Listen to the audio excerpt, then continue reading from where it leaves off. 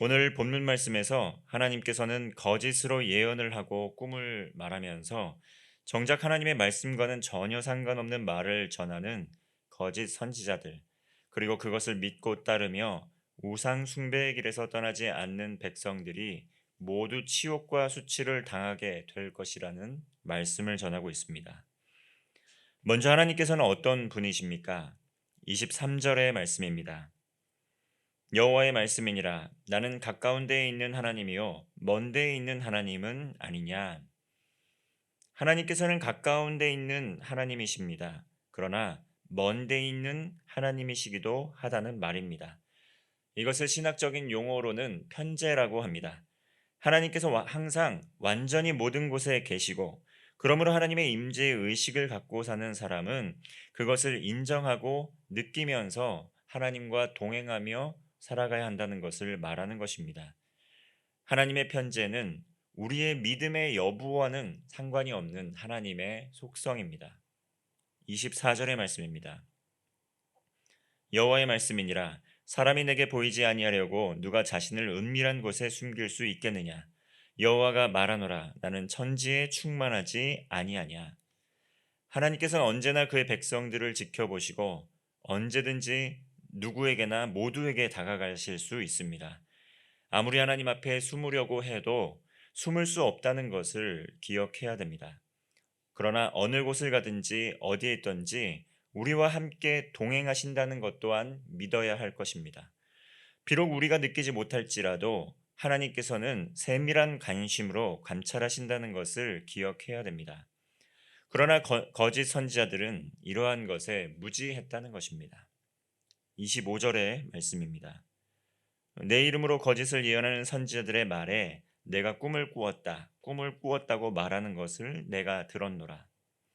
거짓을 예언하는 선지자들이 꿈을 꾸고 하나님의 말씀, 계시를 들은 것처럼 말씀을 했다는 것입니다.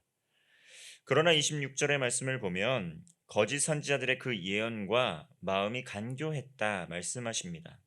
말씀을 전하는 이가 또 하나님의 말씀을 그대로 전하지 않았기 때문에 그들은 사람이 듣기 좋아하는 말을 잘 알고 있었고 그 말씀을 골라서 전했기 때문에 그들의 마음이, 그들의 예언이 간교했다고 말씀을 하는 것입니다. 27절의 말씀을 보면 그들이 서로 꾼 꿈을 말하니 그 생각인즉 그들의 조상들이 바알로 말미암아 내 이름을 잊어버린 것 같이 내 백성으로 내 이름을 잊게 하려 함이로라. 서로 꾼 꿈을 말하지만 거짓 선지자들의 말은 그들의 생각이었지 하나님의 말씀은 아니었다고 말합니다. 이스라엘 백성들이 바알로 인해 하나님을 잊었습니다. 그것과 같이 하나님의 백성들이 하나님을 알지 못하도록 하나님을 찾지 않도록 그렇게 하나님의 말씀을 전했다는 것입니다. 백성들의 욕심과 거짓 선지들의 욕심이 서로 합력을 해서 이 조상들과 같이 하나님의 뜻과는 다른 마음을 품고 살면서 더욱 악한 길로 나아갈 수 있도록 그들을 부추겼다는 것입니다. 가나안 땅의 거민들은 바알을 풍요를 주는 신으로 믿었습니다. 그 생명이 바알에게서 나온다고 믿었다는 것입니다. 그러나 바알은 어떤 신이었습니까? 헛된 신이었고 생명은 바알에게서 나오는 것이 아니라 생명의 원천은 하나님이셨습니다. 그러므로 하나님께서는 철저히 우상 숭배를 금지하셨습니다. 출애굽기 20장 4절의 말씀을 보면 너를 위하여 새긴 우상을 만들지 말고 또 위로 하늘에 있는 것이나 아래로 땅에 있는 것이나 땅 아래 물속에 있는 것이나 어떤 형상도 만들지 말라고 하시면서 10가지 계명을 주시면서 우상 숭배하지 말라고 하나님께서 금지를 하셨다는 것입니다. 그러나 우상 숭배를 한 이스라엘 백성들 어떻게 됐습니까? 광야에서 그들은 전염병의 형벌을 받았습니다. 가나안 땅에서 우상 숭배한 이들에게 하나님께서 역병을 일으키시고 심판하셨다는 것입니다. 하나님께서 우리에게 말씀을 주신 이유는 무엇입니까? 이러한 말씀을 주신 이유, 그것은 바로 이 말씀을 통해 교훈과 책망, 바르게 함과 의로 교육을 받고 구원을 이루어 가라고 이 말씀을 주신 것입니다. 오늘날 물질의 풍요를 추구하면서 하나님을 떠나서 헛된 것을 추구했던 정말 이 성경 속 이스라엘 백성들의 모습과 같은 모습들이 오늘날 우리에게서 발견되고 있다는 것을 우리는 기억해야 됩니다. 그리고 그러한 이들을 전염병으로, 전쟁으로, 기근으로 심판하셨다라는 것, 성경의 말씀을 통해 우리는 볼 수가 있습니다. 그러므로 근래 들어 우리의 삶에 일어나는 일들을 우리는 우연히 일어난 것으로 보는 것이 아니라 예사롭지 않은 그런 모습으로, 그런 시각으로 볼 수 있어야 된다는 것입니다.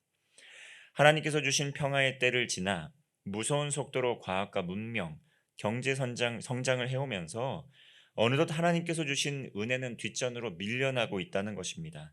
그리고 하나님께서 주인 되시는 그러한 가정이 아니라 물질이 주인이 되고 또 개인의 성공이 주인이 되고 자녀가 주인이 되는 시대를 살아가면서 곳곳에서 우려의 목소들이 터져 나오고 있었는데 우리에게 코로나19라는 대혼란이 찾아왔다는 것입니다.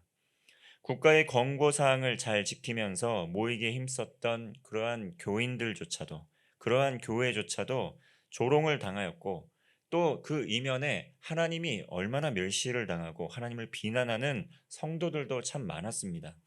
하나님 어디 계시냐며 하나님을 원망하고 그 과정에서 하나님을 떠나가며 교회를 비판하고 성도를 비판하고 또 하나님을 비판하는 성도들도 많이 생겨났다는 것입니다. 그러나 성경에서 그리고 기독교 역사에서 한 나라가 치유와 회복이 필요할 때에는 하나님의 백성들이 의무와 책임을 잊어버리고 하나님께 불순종하고 하나님을 떠나 살 때 일어났습니다. 그러므로 나라가 어려울 때 부패했을 때 타락한 정치인만을 탓하거나 그리고 도덕적으로 해이하고 타락하도록 이끈 기업인이나 사람들을 비난을 하는데 가정이 어려울 때는 부모나 또 배우자나 또 문제를 일으키는 자녀를 탓하기만 하는데 그러할 것이 아니라는 것입니다.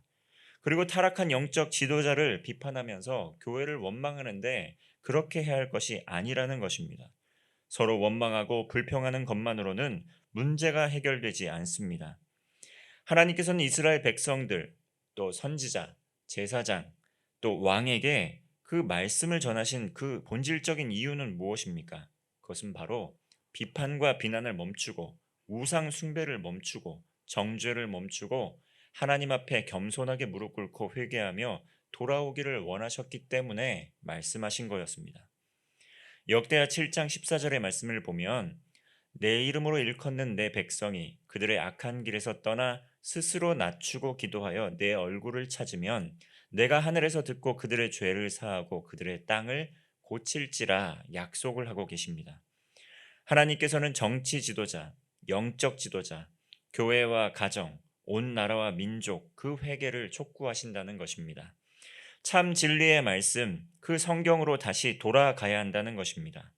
듣기에 좋고 또 듣기에 또 받아들여지는 그 말씀뿐만 아니라 창세기부터 요한계시록까지 매일의 삶에서 꾸준히 하나님의 뜻을 구하며 말씀으로 시대를 분별하고 성령님의 조명하심을 따라 그 말씀의 인도를 받는 삶을 살아가도록 우리에게 말씀하시는 것입니다. 그렇게 할 때 영적 눈이 열리게 되고 귀가 열리게 됩니다. 하나님의 말씀이 들려오기 시작한다는 것입니다. 가정과 교회, 학교와 직장, 일상의 모든 삶의 자리에서 하나님의 임재의식을 가지고 코람되오 하나님 앞에서의 삶을 사는 것입니다. 28절의 말씀입니다. 여호와의 말씀이니라. 꿈을 꾼 선지자는 꿈을 말할 것이요 내 말을 받는 자는 성실함으로 내 말을 말할 것이라. 겨가 어찌 알곡과 같겠느냐. 이 28절의 말씀처럼 거짓 선지자는 하나님의 말씀이 없습니다. 헛된 욕망을 전합니다. 거짓 사랑을 전한다는 것입니다. 하나님께서 거짓을 말하는 자를 겨루 하나님의 말씀을 전하는 사람을 알곡으로 비유하십니다. 시편 1편 1절에서 2절의 말씀은 무엇라 이야기합니까? 진정으로 복 있는 사람, 여호와의 율법을 즐거워하고 그 율법을 주야로 묵상하는 사람이라고 말합니다. 그러한 사람을 알곡이라고 말합니다. 그러나 악인은 바람에 나는 겨와 같고 말씀이 없는 사람이라고 이야기합니다. 하나님께서 알곡과 같은 삶으로 우리를 초대하십니다. 말씀을 따라 기도하고 하나님께 시선을 두고 그 뜻을 이루는 제자의 삶을 사는 여러분 되시기를 바랍니다. 29절의 말씀을 보면 하나님의 말씀이 불같이 우리를 심판하시고 어떤 것도 부수는 방망이처럼 치신다고 말씀을 합니다. 말씀을 듣고 읽고 묵상할 때 회개가 일어나고 우리의 삶이 변화됩니다. 좋은 말씀은 무엇입니까? 그저 동의되고 지적으로 동의되고 옳은 말씀이라고 이렇게 지적으로만 동의되는 말씀이 아니라 그 말씀을 통해 회개가 일어나고 우리의 삶의 결단이 일어나고 우상 숭배의 길에서부터 벗어나게 하는 것. 그리고 나아가 진리의 말씀이신 그 하나님의 말씀의 자리로 더 나아가게 되고 그리고 하나님의 말씀을 사랑하게 되는 것. 그것이 하나님의 말씀 아니겠습니까? 육체의 정욕, 안목의 정욕, 이생의 자랑, 마귀의 유혹이 끊임없이 우리에게 오늘날 바알을 숭배하도록 풍요를 사모하며 나아가도록 하나님을 의심하고 떠나가도록 미혹하고 있습니다. 깨어 기도하며 하나님의 말씀에 귀를 기울여야 됩니다. 그래야 무엇이 하나님의 말씀인지 그것이 무엇이 아닌지 영적인 분별력을 갖고 살아갈 수 있다는 것입니다. 하나님의 말씀이 없는 그 거짓말을 전하는 거짓 선지자들을 하나님께서는 반드시 심판하십니다. 36절의 말씀입니다. 다시는 여호와의 엄중한 말씀이라 말하지 말라. 각 사람의 말이 자기에게 중벌이 되리니 이는 너희가 살아계신 하나님 만군의 여호와 우리 하나님의 말씀을 망령되이 사용함이니라 하고, 엄중한 말씀, 이것을 원어로 마사라고 합니다. 그 마사라는 말은 예언이나 신탁으로 번역이 되기도 합니다. 그리고 때로는 문맥에 따라 무거운 짐, 운반, 수송이라고 번역이 되기도 합니다. 하나님의 말씀은 듣고 전달하는 것입니다. 하나님의 말씀은 듣고 전해야지 이 하나님의 말씀을 망령되이 개인의 생각에 따라 왜곡해서는 안 된다는 것입니다. 설교자는 하나님의 말씀을 운반하는 마음으로 가감없이 말씀을 전해야 할 의무가 있습니다. 그러나 때로는 청중들이 상처를 받게 될까 우려하여 주저되게 되는 경우가 있음을 고백하게 됩니다. 성숙한 하나님의 사람은 하나님의 말씀을 듣고 받아들이지만 그렇지 않은 경우에는 때로는 오해가 일어나게 되거나 시험에 들게 되는 경우가 제법 있기 때문입니다. 그러므로 오늘날 청중에게 지지받기 위해 성경의 진위를 왜곡하거나 성경의 내용과는 다른 검증되지 않은 불분명한 그러한 말씀들이 인터넷에 범람하고 있습니다. 그러므로 우리는 유의해야 됩니다. 성도 개개인이 하나님의 말씀을 직접 읽고 이해할 수 있는 근력을 기르지 않으면 미혹되기가 쉬운 세상을 살아가고 있다는 것입니다. 우리 모두 하나님을 알기에 힘쓰고 두렵고 떨림으로 하나님의 말씀 앞에 나아갈 수 있어야 합니다. 하나님께서는 우리의 모든 것을 아시고 헤아리시는 하나님이십니다. 고람대오의 신앙으로 하나님 앞으로 나아가 모든 것을 토로하고 날마다 하나님의 뜻을 구하며 기도하며 응답받는 성도 되시기를 바랍니다. 기도하겠습니다. 하나님 아버지, 참된 진리의 말씀을 전하고 들을 수 있기를 원합니다.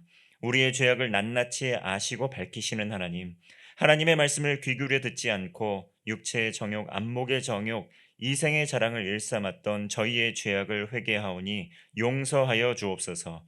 이 나라와 민족을 불쌍히 여겨 주옵소서. 어둠의 영은 떠나가게 하여 주옵소서. 한국 교회를 회복시켜 주옵소서. 믿음의 다음 세대를 지켜 주옵소서.